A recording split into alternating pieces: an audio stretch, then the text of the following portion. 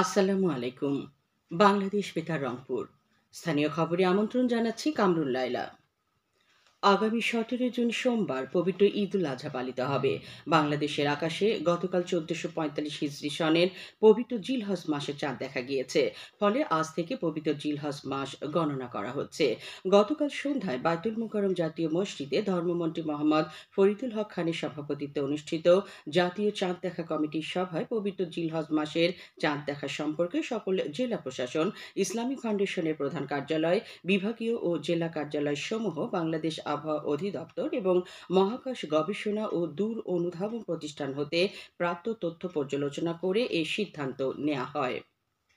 উন্নত, সমৃদ্ধ, স্মার্ট বাংলাদেশ গড়ার লক্ষ্যে ভূমি সেবাকে সাধারণ মানুষের কাছে সহজলভ্য করতে আজ থেকে শুরু হয়েছে ভূমি সেবা সপ্তাহ 2024। স্মার্ট ভূমি সেবা, স্মার্ট নাগরিক প্রতিপাদ্য উদযাপিত হতে যাওয়া এই সেবা সপ্তাহ উপলক্ষে বিভাগীয় নগরী রংপুরে নানা কর্মসূচি নেওয়া হয়েছে। কর্মসূচির অংশ হিসেবে আজ জেলা প্রশাসক কার্যালয় চত্বরে ভূমি সেবা সম্পর্কিত জনসচেতনতামূলক আলোচনা সভা অনুষ্ঠিত হয়। বিভাগীয় কমিশনার মোহাম্মদ জাকির হোসেন এতে প্রধান অতিথি ছিলেন। জেলা প্রশাসক মোহাম্মদ মোবাশ্বের হাসানের সভাপতিত্বে অনুষ্ঠানে অন্যান্যের মধ্যে বক্তব্য রাখেন অতিরিক্ত বিভাগীয় কমিশনার মোহাম্মদ আবু জাফর ও zonal settlement officer Ajmal Hossain.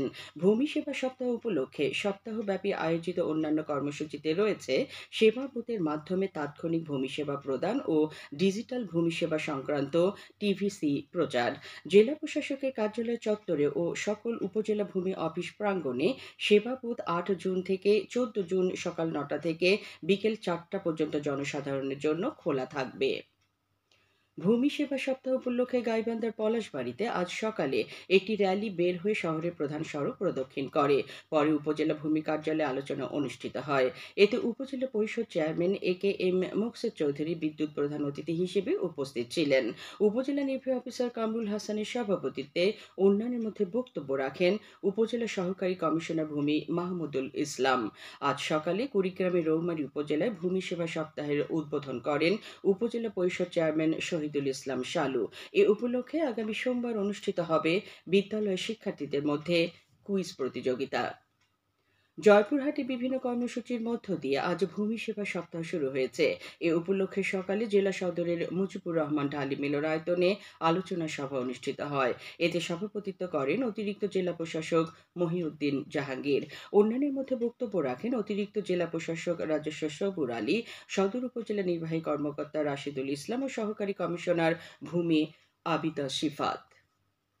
পবিত্র ঈদুল আজহা উপলক্ষে রংপুর জেলার 2,86,345টি অতি দরিদ্র অসহায় পরিবারের মাঝে 10 কেজি করে চাল বিতরণ করা হচ্ছে। ভিজিএফ কর্মসূচির আওতায় এর জন্য বরাদ্দ দেওয়া হয়েছে 2,786 মেট্রিক টনের বেশি চাল। রংপুরের জেলা প্রশাসক মোহাম্মদ মোবাশ্বের হাসান জানান, ঈদের আনন্দ ভাগাভাগি করে নিতে অতি দরিদ্র পরিবারের জন্য প্রধানমন্ত্রী শেখ হাসিনা সারা দেশের মতো রংপুর জেলায় এই চাল বরাদ্দ দিয়েছেন। ইতোমধ্যে রংপুর জেলার 8 উপজেলার 76টি ইউনিয়ন এবং বদরগঞ্জ, পীরগঞ্জ ও হারাকাজ পৌরসভার অতি দরিদ্র পরিবারের তালিকাভুক্তিকরণ কার্যক্রম শুরু হয়েছে। আগামী 12 জুনের মধ্যে এসব বরাদ্দ উত্তোলন সহ বিতরণ নিশ্চিত করা হবে।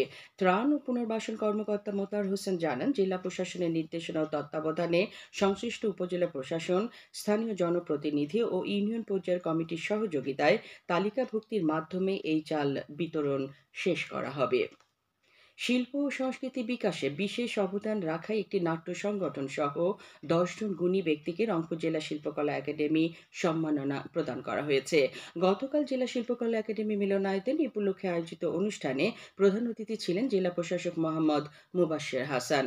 জেলা শিল্পকলা একাডেমির কালচারাল অফিসার নুজাত তাবাসসুম রিমুর সভাপতিত্বে অনুষ্ঠানে অন্যান্যের মধ্যে অতিরিক্ত পুলিশ সুপার মোহাম্মদ তরিকুল ইসলাম ও আওয়ামী লীগের মহানগর আহ্বায়ক ডাক্তার দেলোয়ার হোসেন উপস্থিত ছিলেন।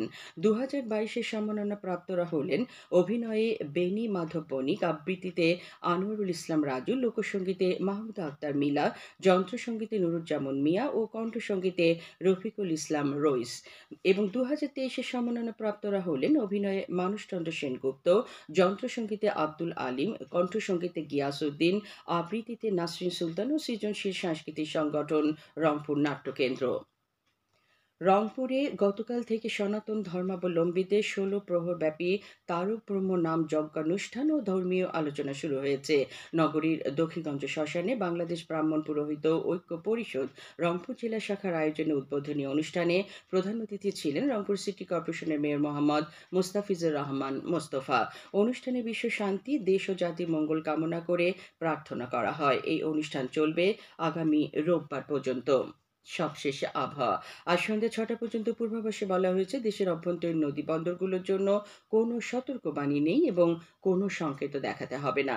খবর শেষ হলো। আমাদের পরবর্তী স্থানীয় খবর প্রচারিত হবে বেলা ২টা ৫ মিনিটে।